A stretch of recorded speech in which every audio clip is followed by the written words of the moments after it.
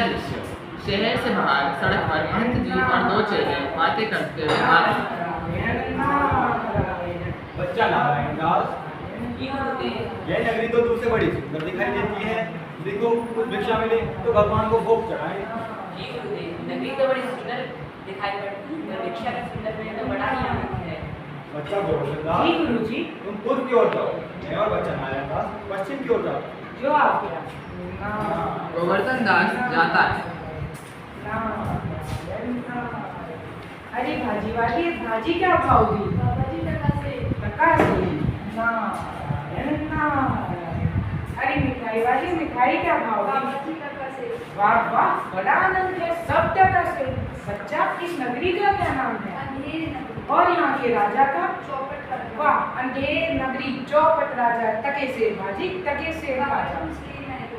बच्चा 7 पैसे भिक्षा में लाया हूँ, 3.5 से मिठाई दे दो। महंत जी और नारायण दास एक ओर से आते हैं और दूसरी ओर से गोवर्धन दास आता है। प्रणाम गुरुजी। बच्चा गोवर्धन दास, कोई भिक्षा मिली? तुम्हारी गठरी तो बड़ी भारी मालूम पड़ती है। गुरुजी, 4 पैसे भिक्षा में मिले थे, उससे 3.5 से मिठाई ले आया हूँ। बच्चा, इस नगरी और इसके राजा का क्या नाम है? अंधेर नगरी, चौपट राजा, टके से भाजी, टके से खाजा। तो बच्चा, ऐसी नगरी में रहना उचित नहीं है। टके से भाजी और टके से खाजा मिलता हो। परंतु गुरुजी, पूरे विश्व में ऐसा कौन सा देश जहाँ टके से भाजी और टके से खाजा बिकता हो? बस बच्चा, अब हम इस नगरी में क्षण भी नहीं रुकेंगे। तुझे रहना है तो रह, लेकिन जाते जाते इतना कह देते हैं कि कभी मुसीबत पड़े तो याद कर लेना। जो आप महंत जी और नारायण दास जाते हैं। दूसरा दृश्य, राजा का दरबार।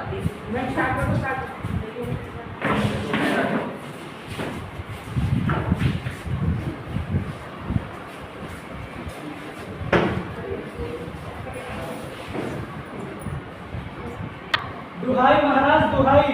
अरे कौन चिल्ला रहा है? अंदर बुलाओ इसको।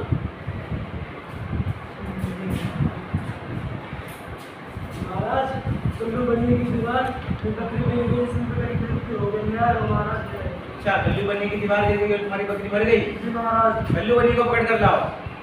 कल्लू बनिए को बुलाया जाता है।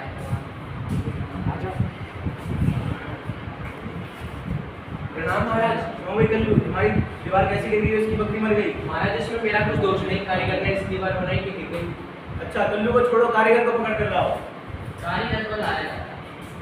प्रणाम महाराज। क्यों भाई कारीगर, तुमने ऐसी दीवार क्यों बनाई कि वो गिर गई और इसकी बकरी दब गई? महाराज, इसमें मेरा कोई कसूर नहीं है। चूने वाले ने ऐसा धरा चूने बनाया कि दीवार गिर गई। अच्छा, तो चूने वाले को बुलाओ।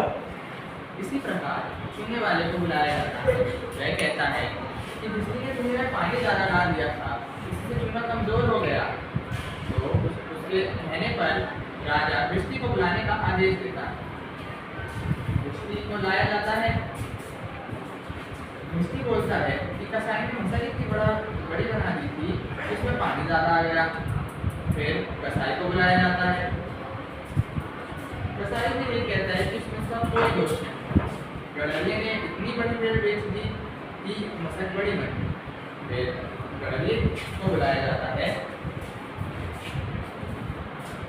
गड़रिया कहता है कि कोतवाल की सवारी में धूमधाम से जा रही थी कि वह छोटी बड़ी भीड़ में फर्क नहीं कर पाया और इसी कारण मसक बड़ी बन गई। फिर गड़रिये को भेजा जाता है और कोतवाल को बुलाया जाता है। कोतवाल आगे क्यों भाई कोतवाल, तुमने ऐसी सवारी क्यों निकाली कि इसमें मेरा कुछ दोष नहीं। इसमें तुम्हारा ही दोष है? महाराज, कुछ महाराज नहीं, तुम्हें फांसी की जाएगी। ले जाओ इसे। सभी कोतवाल को पकड़कर ले जाते हैं। तीसरा दृश्य, जंगल का दृश्य। गोवर्धन दास जंगल में बैठा आराम से मिठाई खा रहा है। तभी अचानक से 2 सिपाही आते हैं और उसे आकर पकड़ लेते हैं। अरे अरे, कौन हो भाई? मुझे क्यों पकड़ते हो? तुम्हें फांसी होगी। परंतु क्यों, मेरा क्या दोष है? तुम मोटे हो इसलिए। यह कहाँ का न्याय है? जो मोटा है उसे फांसी होगी। कोतवाल को फांसी होने वाली थी, लेकिन फांसी का फंदा बड़े होने के कारण अब तो तुम्हें फांसी होगी। यह कहाँ का न्याय है? ए गुरुजी, मैंने आपकी बात नहीं मानी गुरुजी, मुझे बचाओ गुरुजी। अपने शिष्य की पुकार सुनकर गुरुजी प्रकट होते हैं। गुरुजी बचाओ गुरुजी, गुरुजी अच्छा बचाओ। गोवर्धन दास, जी गुरुजी। ये तुम्हारी क्या दशा है? कहते हैं मोटे को फांसी होगी, कल्लू बने की दीवार गिरी तो फरियादी की बकरी मर गई। मुझे बचाओ गुरुजी। किनारे हट जाओ, मुझे अपने शिष्य को अंतिम उपदेश देने दो। जी गुरुजी। सिपाही किनारे होते हैं और गुरुजी अपने शिष्य को अंतिम उपदेश देते हैं। तो फिर तो हम ही फांसी पर चढ़ेंगे। नहीं बच्चा, हम बूढ़े हैं, फांसी पर तो हम चढ़ेंगे। परंतु जी स्वर्ग जाने का क्या बूढ़ा और क्या जवान, हम चढ़ेंगे फांसी नहीं पर। बच्चा, फांसी पर तो हम ही चढ़ेंगे। नहीं, आदेश हमें हुआ है, हम नहीं, चढ़ेंगे। नहीं, फांसी पर हम ही हम चढ़ेंगे। चढ़ेंगे। दूसरी ओर से राजा मंत्री और कोतवाल आते हैं। इस बार तो हम ही चढ़ेंगे। ये क्या गोलमाल है? महाराज गुरुजी कहता है मैं फांसी पर चढ़ूंगा और चेला कहता है मैं फांसी पर चढ़ूंगा। बाबा जी आप फांसी पर क्यों चढ़ना चाहते हैं? महाराज, यह वंश घड़ी चल रही है, जो भी मरेगा सीधा स्वर्ग जाएगा। तो फिर तो हम ही फांसी पर चढ़ेंगे। नहीं मैं चढ़ूंगा फांसी पर। नहीं, हमें आदेश हुआ है, हम चढ़ेंगे फांसी नहीं, फांसी पर हम नहीं, हम चढ़ेंगे। चढ़ेंगे। नहीं, राजा के जीते जी कौन स्वर्ग जा सकता है? हमें फांसी पर चढ़ाओ।